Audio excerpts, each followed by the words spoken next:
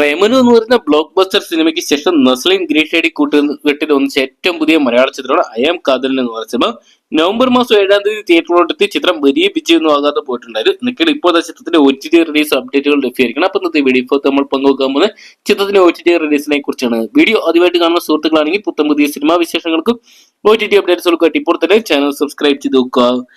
നസ്ലിൻ, അനിഷ്മ അനിൽകുമാർ, ദിലീഷ് പോത്തൻ, ലിച്ചോമോൾ ജോസ്, വിനീത് വാസുദേവൻ തുടങ്ങിയ കേന്ദ്ര കഥാപാത്രയ്ക്ക് ഗിരീഷ് ഷെഡി അണിയിച്ചൊരുക്കിയ ചിത്രമാണ് ഐ ആം കാതലൻ എന്ന് പറയുന്ന സിനിമ.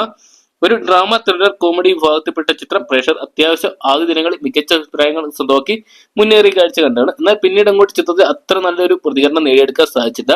ഒരുപക്ഷെ പ്രേമലു എന്ന് പറയുന്ന സിനിമ വൻ സക്സസ് ആയിട്ട് നിന്നുകൊണ്ട് തന്നെ ആ ഒരു കൂട്ടുകെട്ടിൽ വന്ന ചിത്രത്തിന് ഓവർ പ്രതീക്ഷ നൽകിയതുകൊണ്ടായിരിക്കും ചിത്രം ബോക്സ് ഓഫീസിൽ വലിയ വിജയമൊന്നും ആകാതെ പോയിട്ടുണ്ടായിരുന്നു. ഏകദേശം 6 കോടിയോളം അടുത്ത് ചിത്രം വേൾഡ് വൈഡ് ബോക്സ് ഓഫീസിനായിട്ട് കളക്ട് ചെയ്തിട്ടുണ്ട്. 5 കോടിക്ക് താഴെയാണ് ചിത്രത്തിന്റെ ബഡ്ജറ്റ് എന്നാണ് പുറത്തുവരുന്ന റിപ്പോർട്ടുകൾ. അങ്ങനെ നോക്കുമ്പോൾ ചിത്രം സാമ്പത്തികമായിട്ട് ഒരു വിജയം തന്നെ നേടിയ ചിത്രമാണ് ഐ ആം കാതലൻ എന്ന് പറയുന്ന സിനിമ. അതൊക്കെയാണ് ചിത്രത്തിന്റെ OTT റിലീസിന് വേണ്ടിയാണ് ഇപ്പോൾ സിനിമാ പ്രേമികൾ കാത്തിരിക്കുന്നത്. ചിത്രത്തിന്റെ OTT റൈറ്റ്സ് എല്ലാം തന്നെ മനോരമ മാക്സ് സ്വന്തമാക്കി എന്നാണ് ഇപ്പോൾ അറിയാൻ സാധിച്ചിരിക്കുന്നത്. എന്നാൽ ഒഫീഷ്യൽ ആയിട്ടുള്ള ഒരു കൺഫർമേഷൻ വന്നിട്ടില്ല.